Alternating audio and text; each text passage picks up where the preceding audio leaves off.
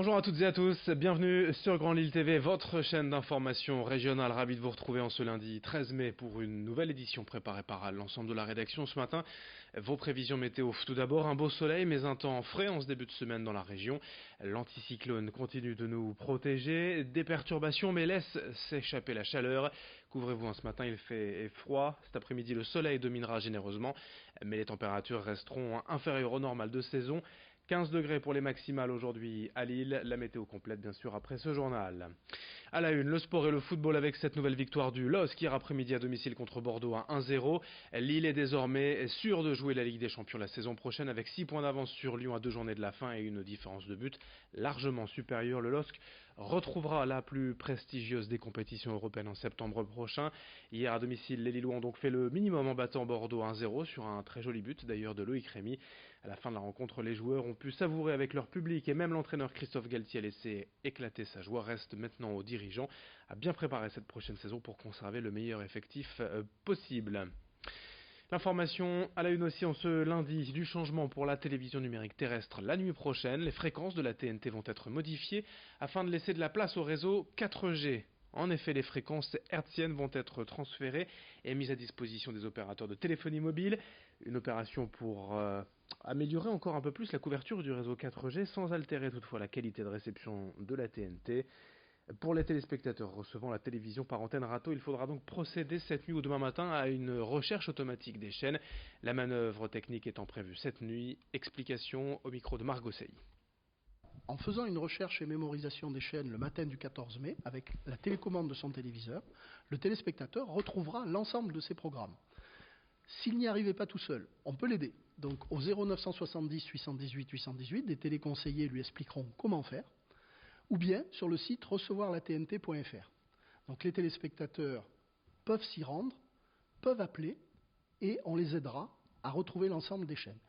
S'il arrivait, ce sont des cas exceptionnels, que la personne perde définitivement la réception hertzienne. Dans ce cas-là, des aides d'État sont disponibles, jusqu'à 120 € pour faire réorienter son râteau vers un autre émetteur, ou 250 € pour passer à un mode de réception alternatif.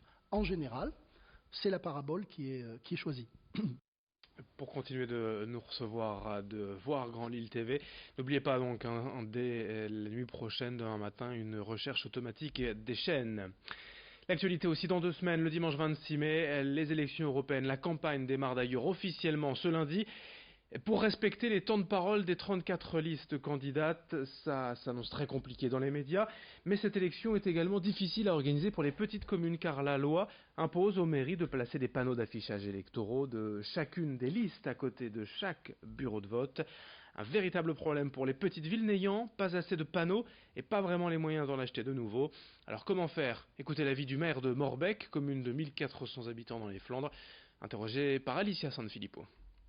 Aucune solution, ce qui est paradoxal d'ailleurs, parce que actuellement le gouvernement, c'est pas le gouvernement actuel, c'est tous les gouvernements depuis un certain nombre de temps, prônent le tout numérique, parce que les gens maintenant, à l'ère des réseaux sociaux, sont suffisamment informés des candidats. On nous enquiquine, il n'y a pas d'autre terme, avec un truc qui est du 19e siècle. Autant ça avait une justification au 19e siècle, autant ça en a moins au 21e. Et c'est un problème à Morbec, ici dans les Flandres, mais pour beaucoup d'autres petites communes, on en reparlera. Au chapitre social également, le personnel de l'agence colis de la Poste à Leuzen, près de Lille, est mobilisé depuis jeudi dernier pour protester contre le déménagement du site vers le CRT de l'Équin. Le projet est prévu d'ici début novembre, soit peu avant le pic d'activité de fin d'année. En amont de la période de Noël, le trafic colis augmente en effet de 200% par rapport au trafic moyen, selon les syndicats de la Poste. Les employés ne sont pas forcément opposés à ce déménagement, mais ils sont contre ce calendrier, peu évident selon eux. En plus, ce déménagement entraînerait la suppression de 6 postes de travail de nuit à la brigade de tri. Le personnel demande donc des reclassements. Explication au micro de Lucilbert Constant. Le problème, c'est qu'on est à 6 mois du projet et que pour nous, en fait, on a l'impression qu'on est totalement dans l'impréparation, quoi. Il n'y a rien qui est défini, on n'a pas les horaires, il y a des difficultés sur les stationnements, sur le matériel de travail, sur l'attribution des nouvelles tournées colis.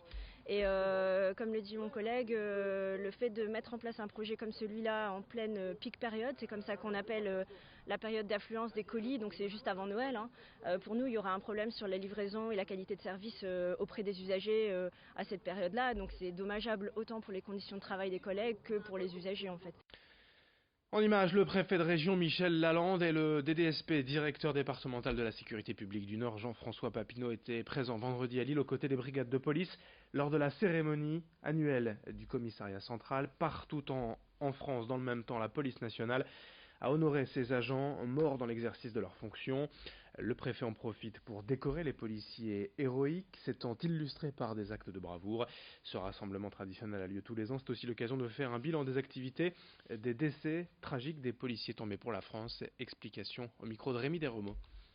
Il y a par moment dans la vie d'une société des situations de tension que nous devons gérer, des dangers de déstabilisation au travers de manifestations où s'expriment bien naturellement des opinions, mais où s'expriment également des individus qui en profitent. Et je dis bien qu'ils en profitent, et il faut bien distinguer la revendication de ceux qui sont là pour provoquer. On profite pour justement essayer de casser, de dégrader et de provoquer des réactions qui seraient excessives de notre part.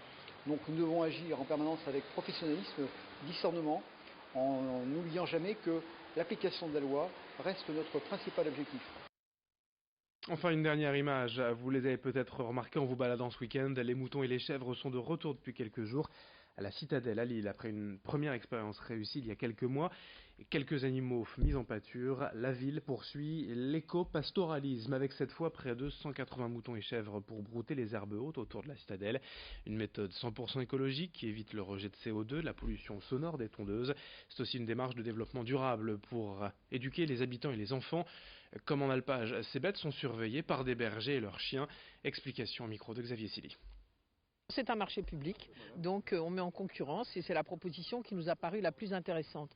À la fois parce qu'il y a un accompagnement 24 heures sur 24 avec cette bergère, cet aide-berger et, et avec ses chiens, et parce qu'ils sont vraiment dans la logique du pastoralisme avec la transhumance. Ils vont se promener sur tous les quais de la Dole, pas seulement sur l'esplanade, ils vont aller jusqu'à Winston Churchill, sur la promenade du préfet, donc c'est vraiment des moutons qui vont se promener, si je puis dire, en broutant, et donc en nous réglant un problème majeur pour la ville et pour tous.